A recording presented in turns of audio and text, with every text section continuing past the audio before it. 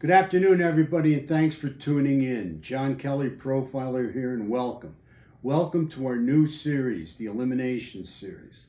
And this series is on the Long Island serial killer, one of the hottest cases on the East Coast.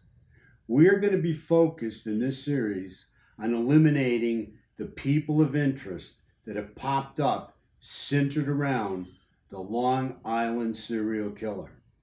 Now, something I have to put out there, as I do with every video we do, is that everybody is innocent until proven guilty in a court of law.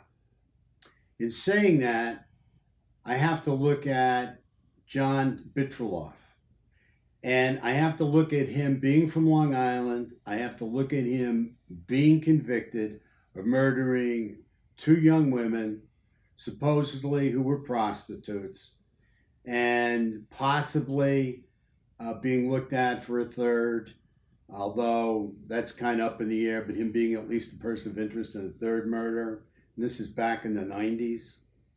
So we have to take John Bitroloff into consideration as a person of interest, as well as we have to take in the other people that we'll be bringing up as people of interest. And the reason we're focused on the Elimination series is because it's going to be a process of elimination.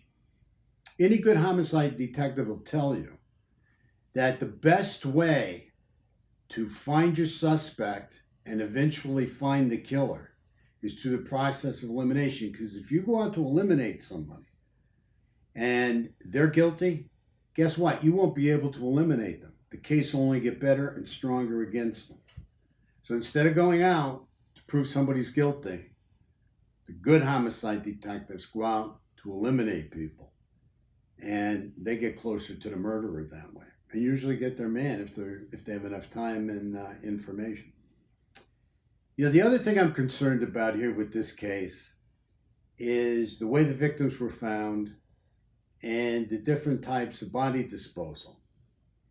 Supposedly, and I'm saying supposedly until we get into this, some victims were beaten, some were strangled, some were cut up, some were put in burlap bags.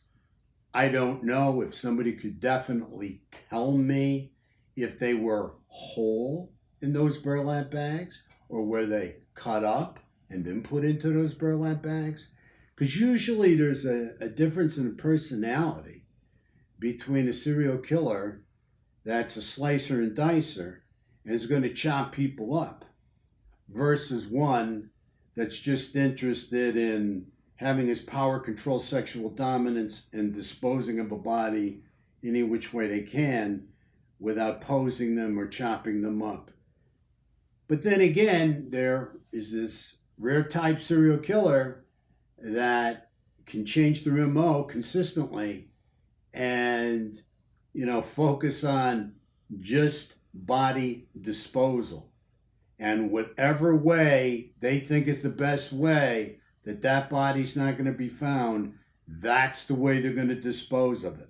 Whether the person is whole, buried, hidden in the brush, or chopped up and their remains spread around. Because remember, the one thing that's paramount in any serial killer's mind is not being caught.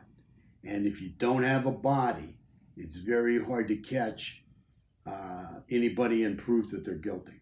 Okay? So we're going to be going over all this different stuff with the body disposal as well.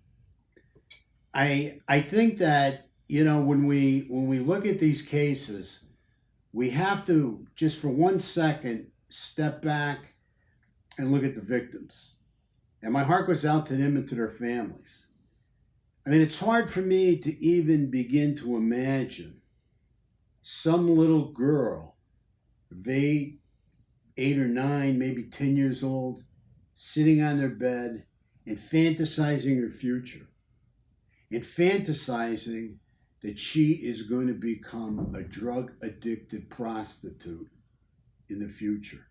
And that's going to be her career in life. It's so hard for me to believe that could even be possible or happen. So you have to understand with these women were extremely sick, became addicted, and then became enslaved to the drug and were easy targets for a Long Island serial killer. We've got a lot more to go over. More will be revealed. Thanks for tuning in. Thank you so much for subscribing. Please continue to subscribe. I'll guarantee you this isn't going to be boring. And, be careful out there. Have a great weekend. Be safe.